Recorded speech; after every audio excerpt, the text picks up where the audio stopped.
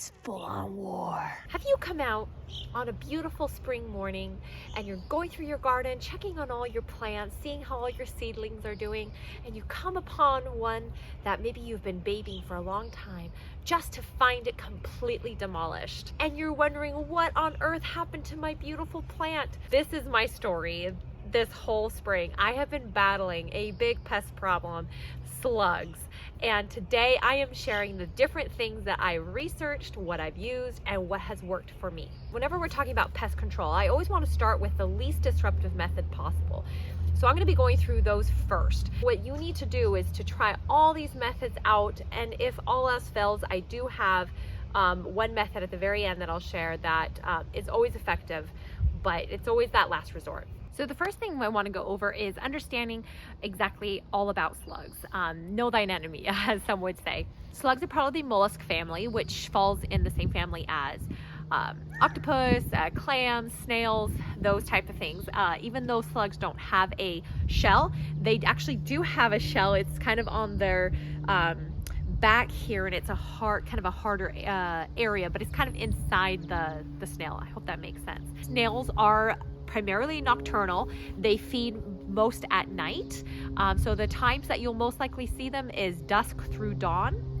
And they also prefer cloudy, cool, wet days. And so on a cloudy, wet day, you might be able to go out and find some of the slugs active. They avoid dry, hot, dusty areas, and they prefer cool, wet, moist areas. And that's oftentimes where you'll see slugs, is when you lift logs up, especially rotting logs, you'll find a lot of slugs in those areas. Slugs do recycle organic matter, so they're actually a really important part of our ecosystem. And so total decimation of your slug population is actually not a good thing. And that's why we want to talk about control methods that cause the least disruption in your ecosystem. If you find slugs in your compost pile, actually leave them there and let them do their work. Let's talk about how you can identify slug damage. One of the most notorious ways of telling when a slug has been around in your garden is holy leaves. And this kale of mine here has had significant damage from slugs. But as you can tell, the plant hasn't been harmed too bad. And so I actually haven't been super worried about this plant. What you do want to worry about is slugs absolutely love young, fresh, tender seedlings. So anything that you've direct sowed and they're just starting to come up, they can come through and just completely decimate those. Slugs dislike hairy, prickly, and waxy leaves. So if you have any of those, then you don't have to worry about protecting those as much. Slugs are known for their silvery, slimy trail that they leave behind. As you look at a plant that's been eaten on by a slug, you'll oftentimes see their trail that they leave behind, and that's a very key indicator that a slug has snacked on your plant. The other thing to check for is their very small droppings that kind of have a pretzel shape sometimes, the little black tiny droppings, and that's another key indicator that it's been a slug that's eaten your plant. If you want to be definitive on knowing what exactly is eating your plants, go out at night and check and see if you see any slugs on your plants. Let's talk about what to do to control them. So I'm going to be starting out with talking about controls on their habitat. One of the first things to do is to begin, if you're watering your garden, water in the morning to allow your garden to dry out during the day so that when the slugs come out at night, things are dry. Step number 2, remove objects and other things in your garden that they can find shelter in. Things such as pots and rocks and wood, boards, anything like that that they can find shelter in, unless you're using that to trap them. Also, keeping the area around your beds free of tall grass or things like that that they can find more shelter in. Another thing is to apply a very light mulch or no mulch at all. I struggle with this one because I tend to put very heavy mulch on my beds because I've done a lot of research into how important mulching is, and so I'm like, the more the better, and I put a heavy amount of straw on all my beds.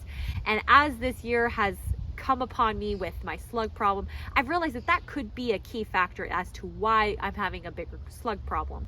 I am choosing to go lighter on my mulches. In fact, I've removed some of my heavy areas of mulch in an effort to control this problem because slugs love to burrow underneath that mulch to stay wet and moist. I had a fellow gardener share with me that her grandfather always said to hold off on the mulching until things have dried out, usually in July. And she is a gardener in the Pacific Northwest as myself. And so that is another option, is to avoid mulching until the weather has dried a bit, which is usually June or July. Some people will use diatomaceous earth as a way to stop slugs. The only issue with diatomaceous earth is as soon as it gets wet, it is rendered useless. Another one is eggshells around your plants. And I have tried putting that around some of my squash plants. They haven't eaten them, so maybe it's working. I don't think it's the most effective, but you could try crushed eggshells. Let's talk about biological control. This is a wonderful way to keep your slug population down, is just allowing things that naturally feed on slugs to engorge themselves on them. Garter snakes and frogs are wonderful at keeping your slug population down. Ducks and geese love slugs as well, so if you have any of those, let them roam your garden maybe for half an hour to an hour at dusk when the slugs start becoming active. Ground beetles, which are a tiny little black beetle that also comes out at night as well as the slugs do. They burrow in the ground, thus their name, ground beetle.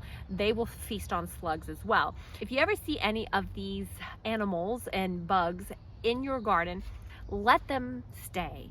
Don't get rid of your garter snakes or your frogs. Let them feast on the slugs. Another control method for managing your slug population is manual control. And some people might find this really disgusting, but I have found that for me, it is the most effective method that I have used thus far to control my slug population. What it entails is getting a bucket of soapy water. The detergent in the soap is what will dry out the slugs and effectively kill them. You take that bucket of soapy water, I put a headlamp on and some gloves, go out at dusk, and I manually go and pick the slugs that I'm finding that are active in my garden, put them in that bucket of soapy water and toss them as far away from my garden as I can get. This method is very effective because you're not leaving anything up for chance. You're going out there and using your eyeballs and your hands to find the slugs and remove them. If you don't want to be going out at dusk and collecting the slugs by hand, you can, as I mentioned before, use a board or something like that you lay out, and some slugs may find shelter in there, and then you can collect them and remove them. This isn't quite as effective because not all the slugs will find shelter in that board, but it is another option. Now let's talk about barriers and traps. In my tomato bed here, I have a trap that I set up. I actually set it up yesterday and it already has slugs in it, so I know that it is working quite well. This is what oftentimes people call a beer trap. Now, my husband and I do not drink, and so we do not have beer in our home. And I didn't want to have to go out and buy beer, so I decided instead to make my own mixture, because the thing that attracts the slugs to the beer is the yeast. And so you can actually use a mixture. I did a cup of water, 2 teaspoons of sugar, and ½ teaspoon of yeast that you would use in your bread.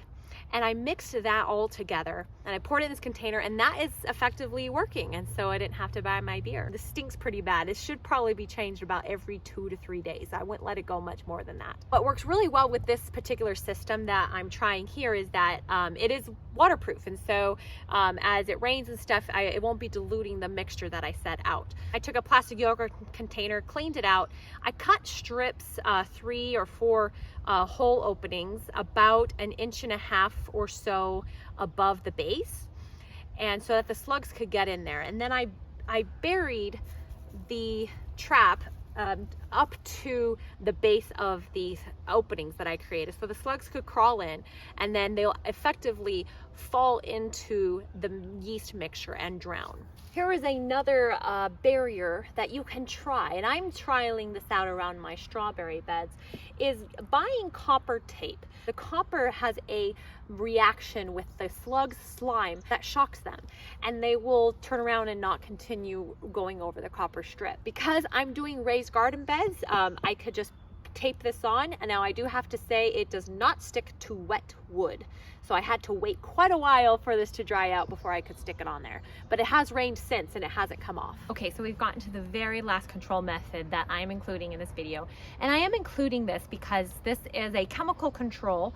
It is an organic pesticide. I am including this in the video because I do believe that there are times when, especially when you're suffering from a large devastation, to consider using some minimal organic pesticides, but always try to keep that as the last resort.